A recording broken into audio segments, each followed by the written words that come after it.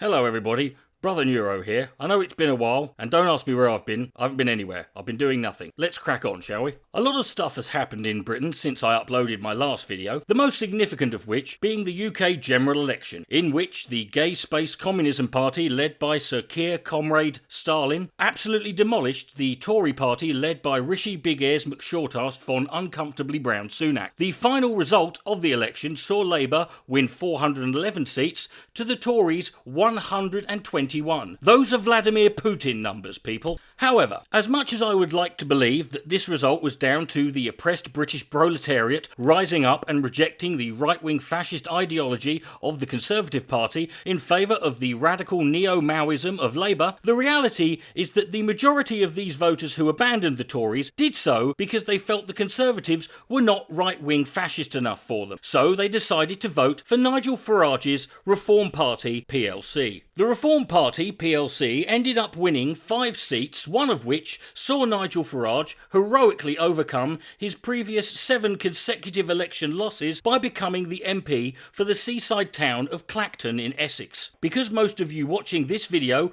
probably know absolutely nothing about Clacton, here is an actual real quote. "Do I want to be an MP? Do I want to spend every Friday in Clacton?" Both of these very rhetorical questions were asked in February 2024 by Nigel Farage. Now, I find it fascinating that just 5 months prior to the election, he was openly sharing his utter contempt at the very concept of him having to spend just 1 day a week in the same town he claims to now fight for in Parliament. But clearly, I have a very strong anti-Farage bias, which ultimately makes my opinion on him worthless. So I thought it would be much more productive and funny to find out the secret to Farage's appeal directly from one of his supporters. But where on earth would I find someone who possessed the shamelessness, ignorance and hubris to openly talk about this? Well, LBC Radio, of course. The following battle of intellectual heavyweights took place on the James O'Brien show. The topic of that day's phone-in was, what is the appeal of Nigel Farage? Let's see what one of Nigel's very own fanboys had to say in answer to this question. But before I continue, let me just say, if you enjoy this video, give it a like, comment, subscribe, and please consider supporting me on Patreon. Colin from Portsmouth is on the line. Hello, Colin. James is in Durham. James, what would you like to say? I am disgusted, Anthony. I'm delighted that he's back, if I'm honest.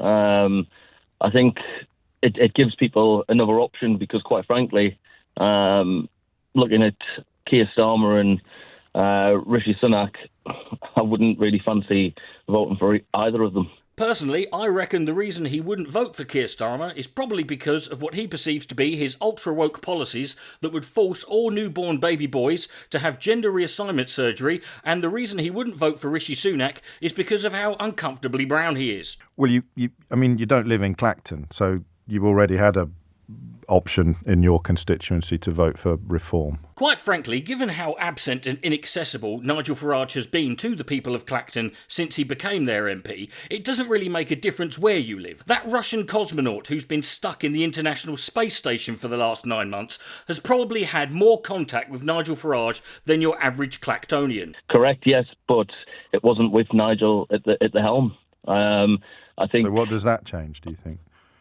I suppose he gives a bit of the Boris factor. I wasn't a fan of Boris at sort of the why later would you stages. why would you want the Boris factor then? It's because this is not a political party. It is a cult of personality. There is literally no appreciable difference in the political ideologies of the Reform Party plc with or without Nigel Farage, or the Conservative Party with or without Boris Johnson. And whenever you ask someone to explain the difference, they will usually respond with some meaningless piece of jingoistic rhetorical bullshit. Exhibit A. Because he's back in Britain. Told ya. Who is? Nigel. How? Nigel, he's putting the British values there first. And So can you talk? I love that phrase. I like it a lot, actually, James. Can we go through what you think they are?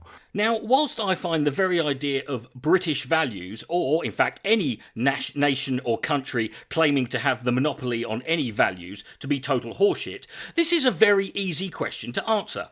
All you have to do is list off some of the most universally agreeable values and beliefs that we currently and historically embrace, such as democracy, freedom, equality, justice, etc., etc. Easy, right? Now, let's see how James in Durham answers this underarm softball question. Yeah, so if I go on holiday to Dubai, Okay. Interestingly, that he started by saying, if I go to Dubai, which means this example that he's given isn't even based on a personal experience. But wait, let's just let him cook. if I go to Dubai, I respect Muslim laws.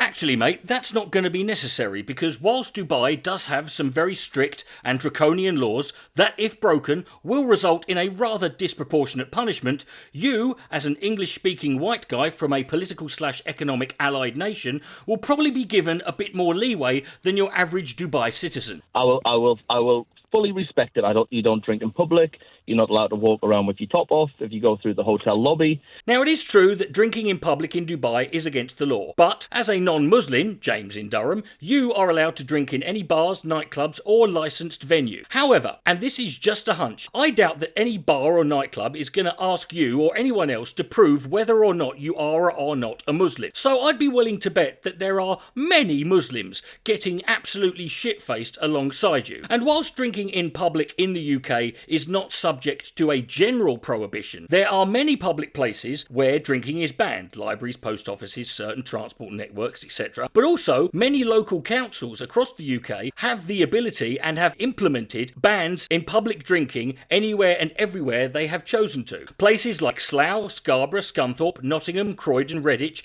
and as of 3 months ago, James, even in your hometown of Durham, there are public drinking bans.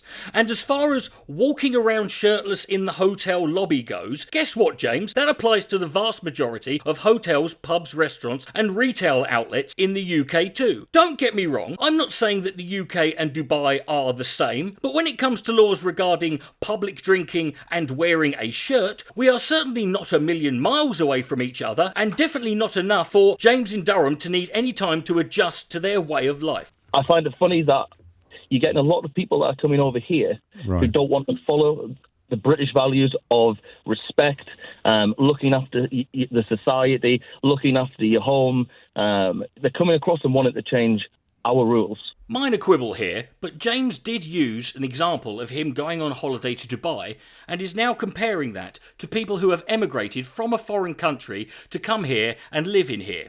I can't believe that I need to point this out, but immigrants, asylum seekers and refugees are not over here to have a little holiday. That aside, everything James in Durham just said about people who come over here is not backed up or supported by any evidence or data. Literally almost every single credible non-partisan study that has been conducted has concluded that there is no link between immigration levels and crime. Now, I realise that people like James in Durham have no interest and or awareness of any of these studies because he doesn't trust any politically correct woke establishments like the media or academia or anyone who disagrees with him. He certainly has no interest in what all of these so-called experts think or what actual scientists discover or know, because he just went on Twitter and saw a screenshot of an illegible Facebook comment written by some cunt who claims that some other cunt's wife's cousin's ex-girlfriend's ghost just saw something that, if true, disproves every single established fact that coincidentally goes against his entire worldview. That said, I will leave links to some of these studies below if any of you are in the least bit interested. So, for And example, how we live.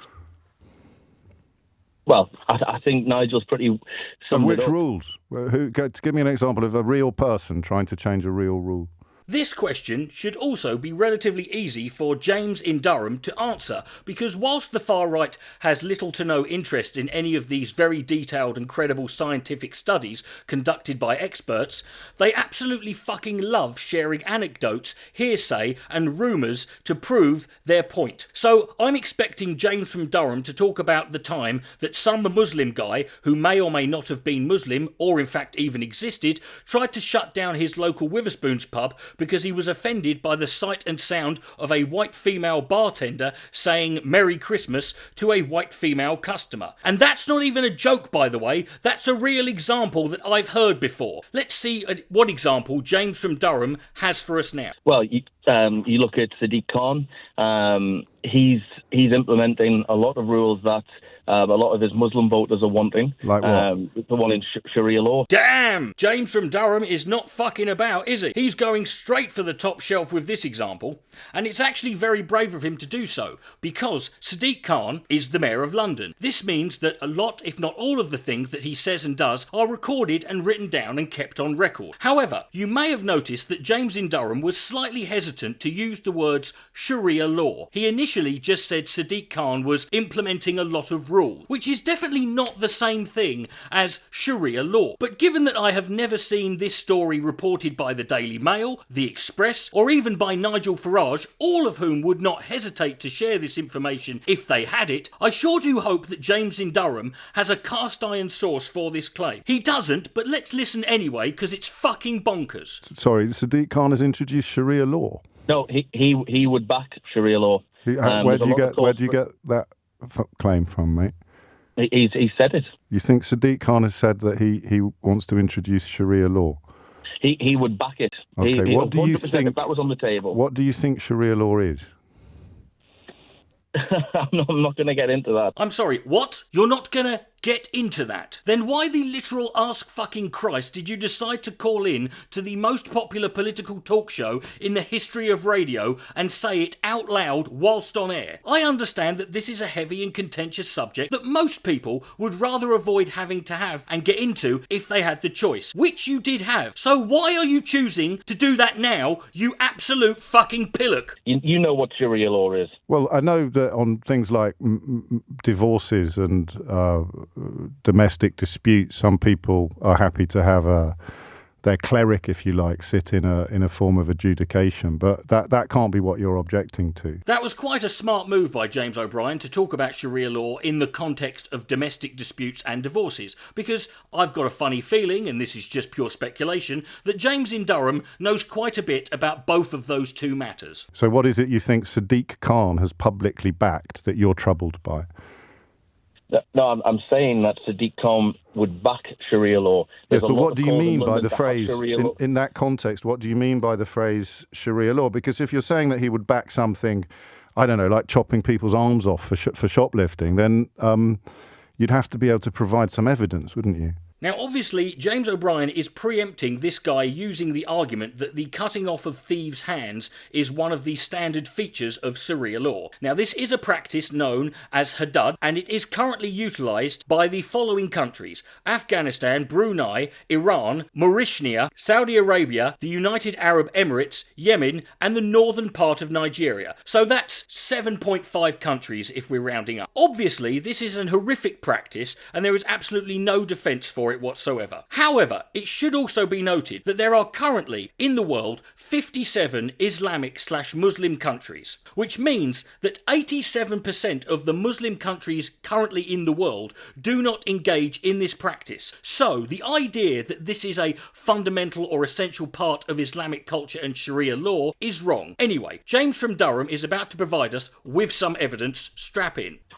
Okay, we'll go back a stage. Wait, what do you mean, go back a stage? You're still on the first question. Going back a stage would mean you hanging up the phone and going back to your daily routine of drinking adrenochrome and jacking off your dog. The claim that Sadiq Khan, I mean, all you've talked about is Muslims, so when you say British values, yes, you don't mean freedom of religion. I just want to take this moment to remind everyone watching this video that the question this guy was asked was, what are the British values held by Nigel Farage? And all he's done so far is fantasise about a holiday in Dubai and point out that Sadiq Khan is a Muslim.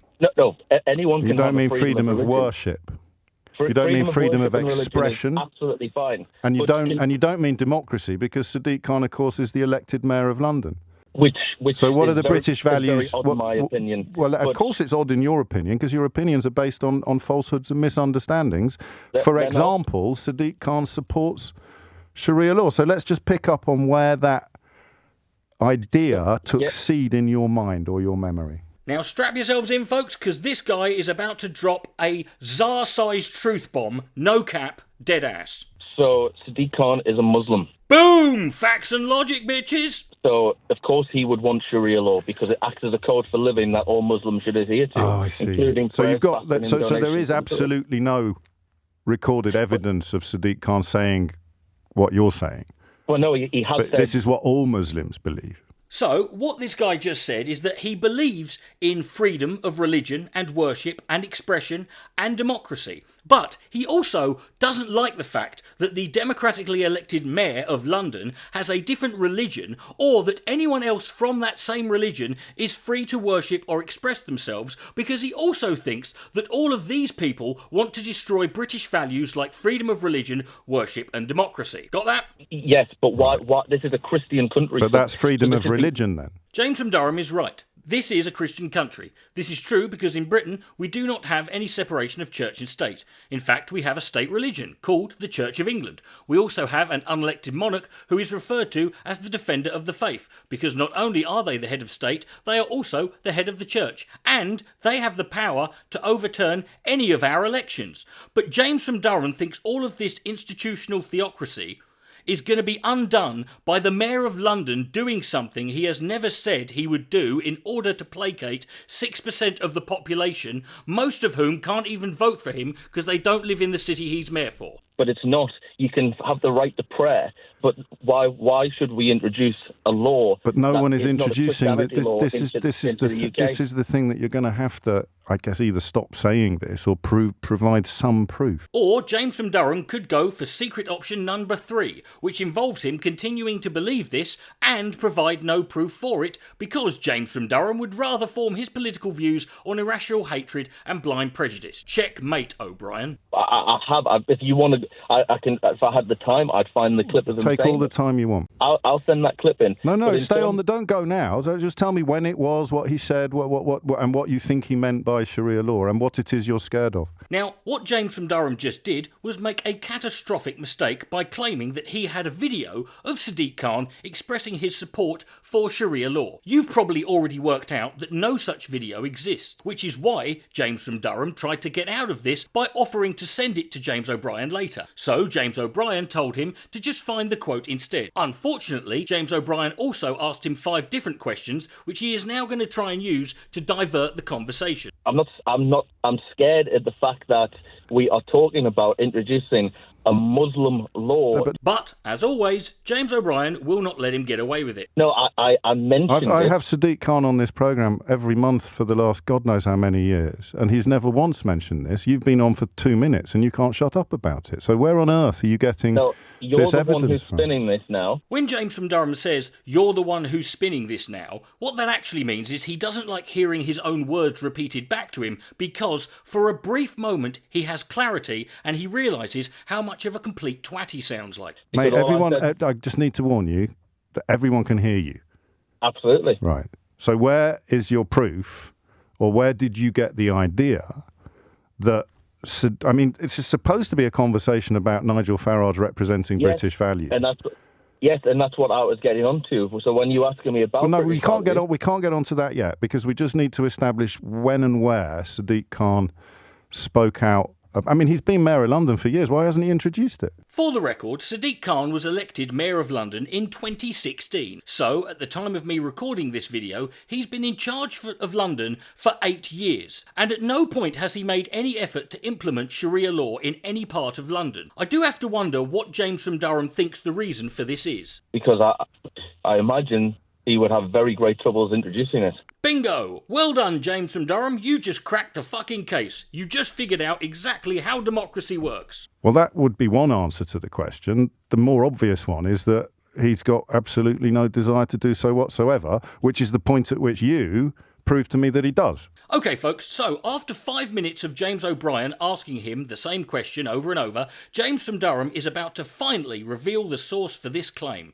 And I would like to react to it, but thankfully James O'Brien's reaction is perfect in both tone and speed. It was a post that was going around social media, which had a quote alongside of Sadiq Khan. 10 years ago, I made a video called Meme Propaganda, which was about how easy it has become to spread misinformation online simply by posting a photo of any public historical figure or celebrity with a made-up quote next to them. At the end of the video, I made a pledge that whenever I saw any post on social media that attributed any quote to a famous person, I would fact-check it, and for every post that attributed an accurate quote to the person who actually said it, I would donate donate £5 to the Samaritans. In the 7 years that followed, I ended up donating a grand total of £15, so I just gave up checking. My point is, stop believing every insane thing you see posted online, especially if you're the type of smug prick who likes to go around and call anyone who disagrees with you a brainwashed sheep. Saying that he quoted that they are trialling the law. Now, did you catch that? I'm going to play that clip again, and I want you to listen very carefully to what he almost ends up saying. Saying that he quoted that they are trialling the law. The law. Yes, folks, he very nearly called Sharia law Shakira law. Now, you might assume that this was just an honest mistake, a slip of the tongue that could happen to anybody. But it wasn't a slip of the tongue. He didn't misspeak, because if he did, then why wouldn't he just correct himself? We know he knows how to pronounce it, because he's already said the word Sharia multiple times in this video so far. We also know that he is reading this quote to James O'Brien from the original source. This strongly suggests that the word Shakira appeared on the original source material for this quote. In 3 of London's boroughs right now. Yeah. And they will roll it out in the remaining 30 years. What research did you do into that social media post? It was on the Daily Mail. I realise that for many of you watching this video, that this goes without saying, but please, never ever use the Daily Mail as a reliable source of information or a reliable source of confirmation, under any circumstances, ever. However, as unreliable and untrustworthy as the Daily Mail is, you know what's even worse? Someone who believes that the Daily Mail is a reliable and trustworthy. And you know what's worse than that? Someone who falsely accuses the Daily Mail of publishing a fake story based on an insane racist meme. Because that is exactly what James from Durham just did. No, but what checks did you do on it? James from Durham's response to the question, what checks did you do on it, is him going silent for a length of time that can only happen when the answer is none. No, but what checks did you do on it?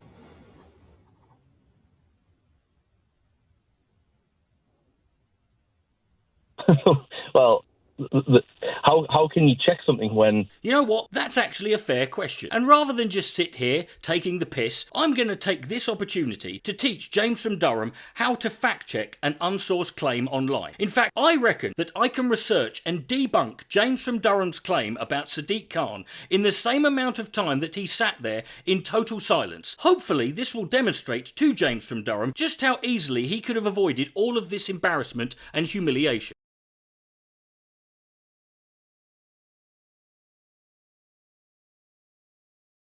Bang, 6 seconds. There you go, James from Durham. Simply using nothing but Google and no more than 10 or 12 dishonest editing techniques, I successfully debunked your claim in just 6 seconds. Not that he needs me to show him, because James O'Brien was kind enough to do it for him in real time. Right, do you want me to show you? Okay, you go ahead. Okay, so I'm going to ask you a question which I promise you isn't patronising, but do you know what Reuters is? Yes, I do. Okay. So an internationally respected news organisation.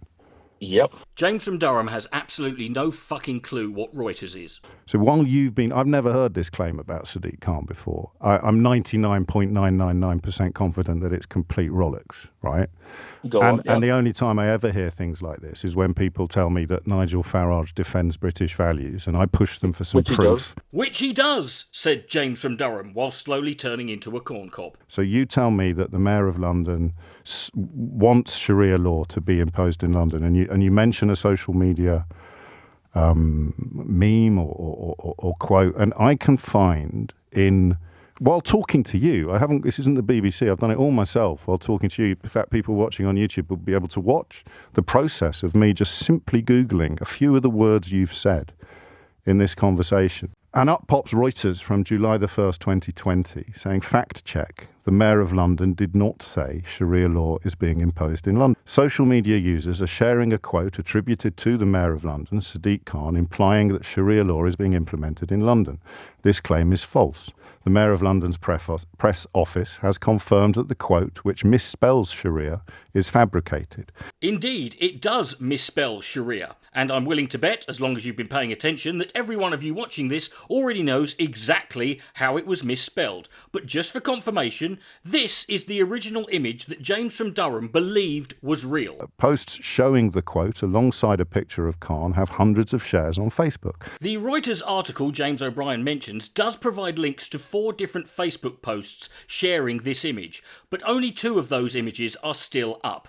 Based on the 2 remaining post comment sections, it appears that James from Durham was by no means the only person who fell for this, but thankfully there are also quite a few people who did not fall for it, or maybe they thought it was meant to be a joke. The quote attributed to Khan reads, "We are trialling Shakira law in 3 of London's boroughs right now. We will then roll it out in the remaining 30 next year." One important fact that I haven't mentioned yet is that the Reuters article and all of the Facebook accounts that it links were posted in June and July of 2020. So if this quote was real and true, that means that all of London has been living under Sharia law for 3 years. Also, minor point, but according to this quote, Sadiq Khan seems to think that there are 33 boroughs in London when in fact there are actually only 32. But I guess if he's dumb enough to use the term Shakira law, then him getting the number of London boroughs wrong is a moot point. Correct. I mean, it's illiterate, James. Is it illiterate? Or is it more likely that the person who created this image did so as a joke? I realise that we live in a post-satire world where it's almost impossible to distinguish stupidity from comedy, but to me it's more likely that someone made this as a joke and deliberately used the word Shakira to make it unambiguously obvious. But this is what bigotry does to your mind, folks. Can you imagine any reasonable, well-adjusted human being who wasn't consumed by fear and hatred looking at this image and believing it was real, even for 1 second? What? So you're saying that was on Reuters that was proved to be wrong? And it's false. Okay, well, I'll do what politicians can't do and accept that. Yeah, but you haven't really accepted though, have you, James from Durham? And I get that you're trying to save face here, but I really don't think you fully appreciate how big of a cunt you've just made yourself look in front of millions and millions of people. Look, we all have brain farts, and as someone who has been making online content for over 16 years, believe me, mistakes, I've made a few. But even my biggest and worst mistake doesn't even compare to the one that you just made. Put simply, if at any point in the last decade and a half I had done anything equivalent to what you just did, I would delete my YouTube channel, all of my social media accounts, and never show my face on the internet, possibly even in public ever again. Dead ass, no cap, skibbity toilet. But equally, that still doesn't change my opinion of that. When you're asking me about the British values, there still is a lot of talk about Sharia law. I would not expect anyone to radically change their politics or belief system just because of one thing that they believed had been disproved. But surely, at a bare minimum, James from Durham, you should use this revelation to ask yourself, is there any other unimpeachably dumb shit that I believe because I saw a meme on Facebook? It's not like this was some irrelevant or minor aspect of your belief system, because it was the very first thing that you chose to bring up in a political debate about Nigel Farage's values. Correct. There's a lot to talk about, lots of things. That's freedom of speech, isn't it? It is freedom of speach. But you're not opposed to freedom of speech because you're in favour of British values. Absolutely. But not all speech should be free. No, there's a difference. Freedom of speech seems to be one-sided, very one-sided. Okay, folks, it's quiz time. Post your answers in the comments. I'm going to ask you to answer the following multiple-choice question. James from Durham has just said that he believes free speech is very one-sided. Which of the following sides do you believe James from Durham thinks do not have free speech? A, people with mouths, B, Jimmy Savile supporters, or C, working-class white men? Time's up. So who doesn't have freedom of speech then? I'd probably say the white working class man. No matter how long I've been doing this, I will never ever understand the thought process of people who confidently claim that they do not have freedom of speech whilst speaking freely on the most popular talk radio show in the country. There are people in this world who do not have freedom of speech, but you don't know who they are. Do you know why? Because they don't have the freedom to speak. Now, at this point, I'm sure most of you don't think it's possible for this guy to make himself look even more ridiculous than he already has. Well, brace yourselves. What do you want to say that you can't say? You can say it to me, I promise. I'll protect you. Okay, but what I'm saying is, how do you know that I'm white? You've just assumed that there. Okay, are you? I am, yes. But Okay. Well, let's carry on then. What's the thing you can't say? Reacting to that exchange would be a lot easier if I were on camera, because I'm struggling to find the words to adequately convey how utterly confused, bewildered and gobsmacked it left me. What on earth was he trying to achieve by throwing "Did you just assume my race" at James O'Brien? It's a line that could have actually worked were it not for the inconvenient fact that you are literally fucking white. Did it also never occur to him that he could have just lied about being white? You're on the phone, you amoeba-brained fucking prick-fingerer. That you wish you could.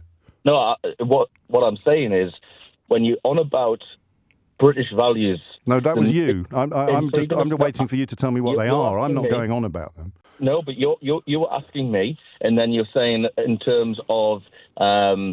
how it's not sort of getting out there and freedom of speech. Well, how come? And I'm not a Tommy Robinson fan, but I'm not a fan of Tommy Robinson, but I have to ask, why not? You literally lack every single positive human trait that is required to avoid becoming a Tommy Robinson fan. Stop acting like you're a more discerning white nationalist. You ain't better than him. What points do you agree with? That we're losing societies. But we've just established that your main reason for being fearful of Islam is completely false. I never said that was my main concern. What's your main concern then? My main concern is that we, as working class British citizens, are losing a lot of our... Lots of working class British citizens are Muslim. And I haven't said anything against that. You're spinning words. I'm not. I'm just saying, how can you be talking about Muslims and working class British people as if they're different? As if they're different. I'm not. Okay then, please tell me one positive or nice thing that you have said about Muslims in the last 10 minutes. And you know what? I take back what I just said a moment ago when I said you ain't better than Tommy Robinson, because I actually think that he's better than you.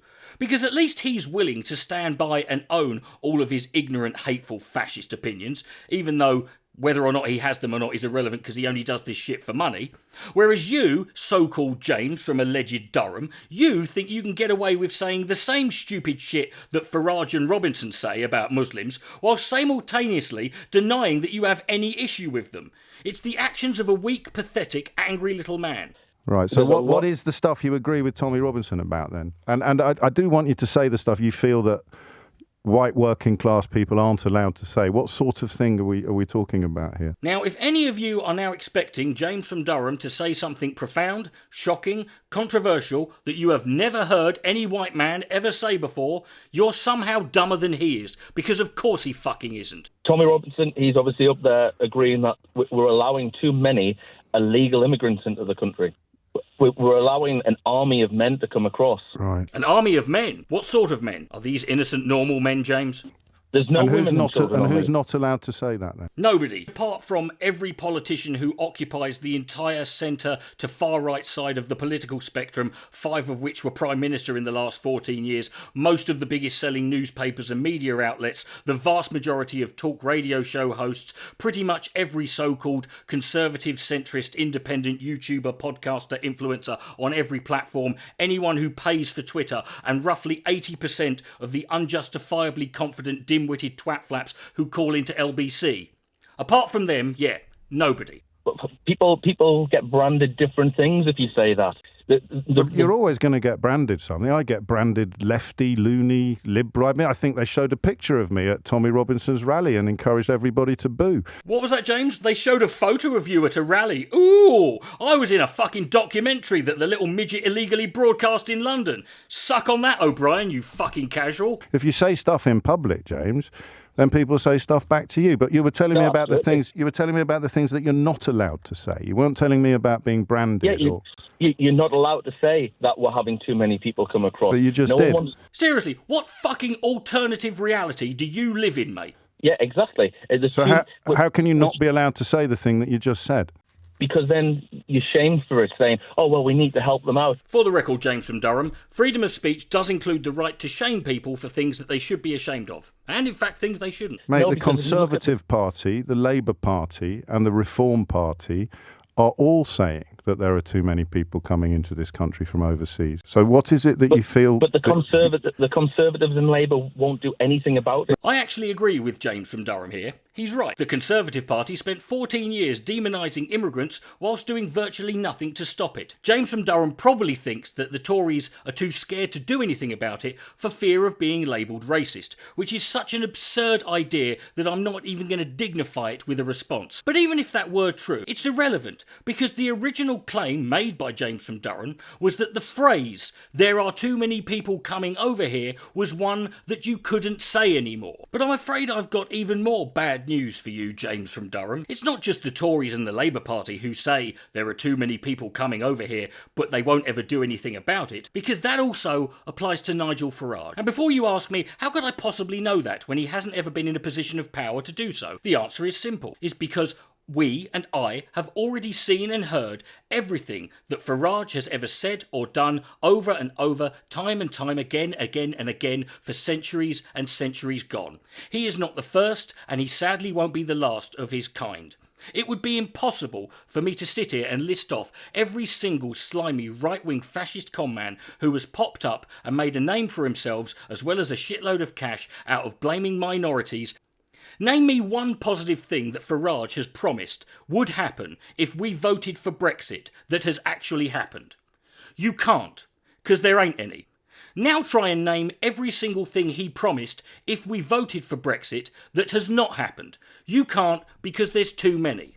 Now, when we talk about the British values that are defended and embodied by Nigel Farage, do they include integrity or intellectual honesty? Because throughout his political career, Nigel Farage has created many different scapegoats and boogeymen. One of his go-to favourites has been the so-called epidemic of white British girls and young women being targeted by Muslim grooming gangs.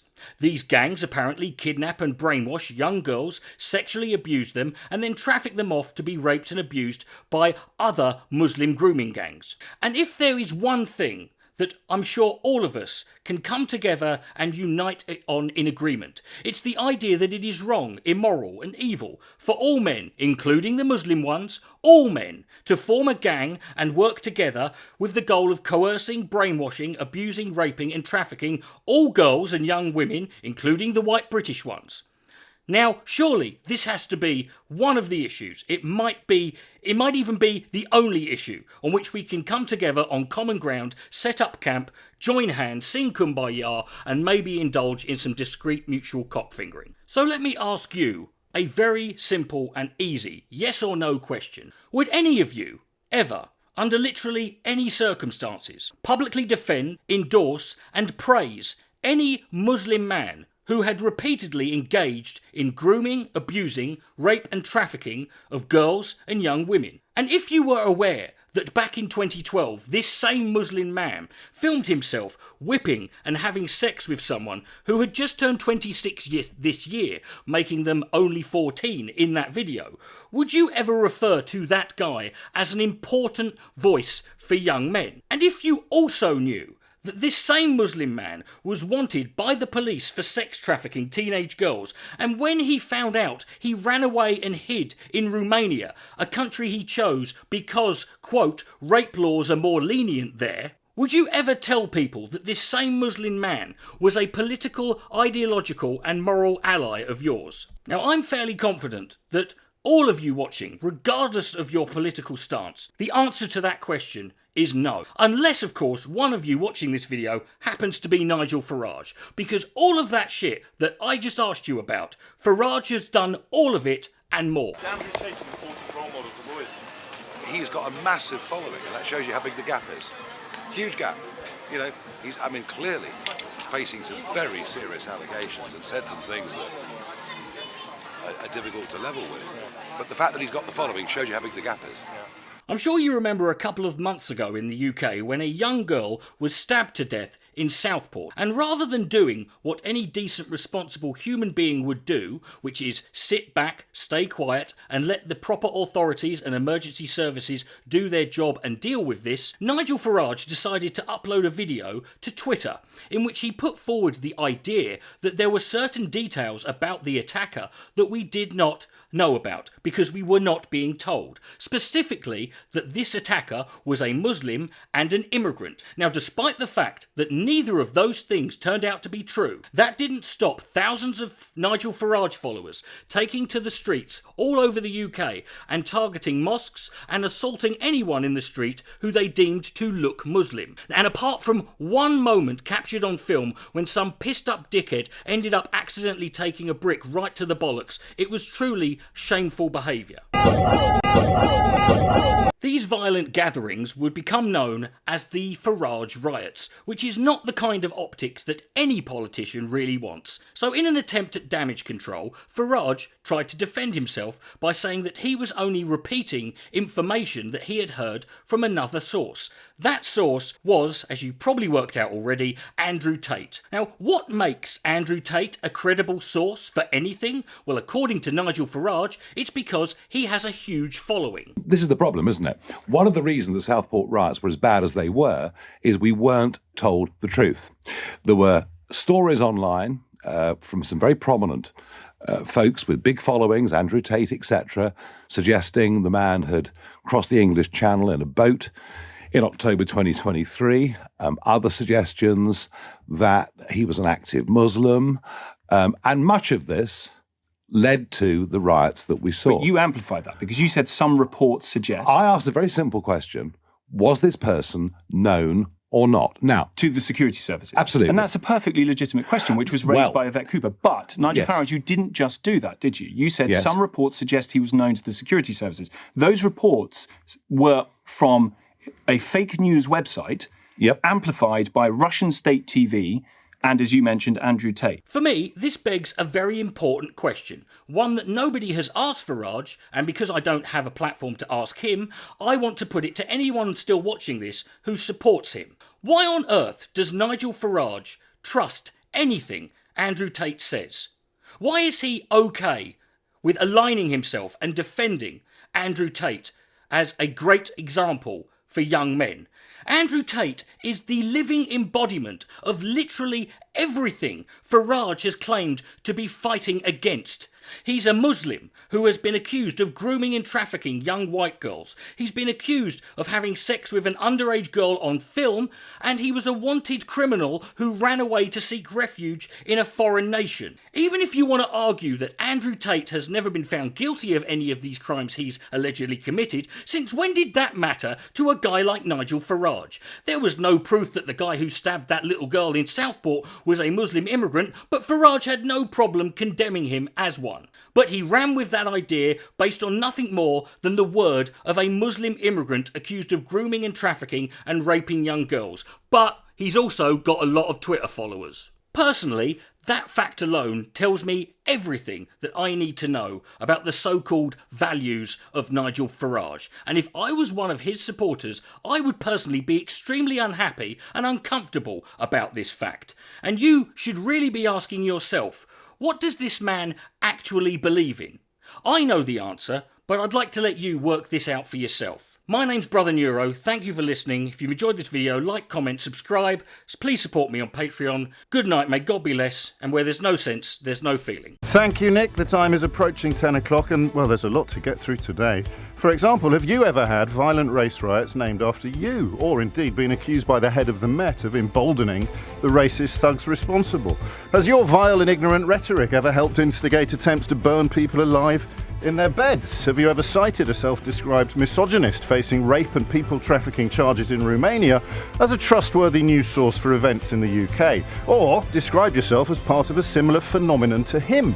Have you ever helped a convicted woman beater get elected to the UK Parliament? And have any newly elected MPs spent more time in America getting binned off by Donald Trump than they have in their own constituency?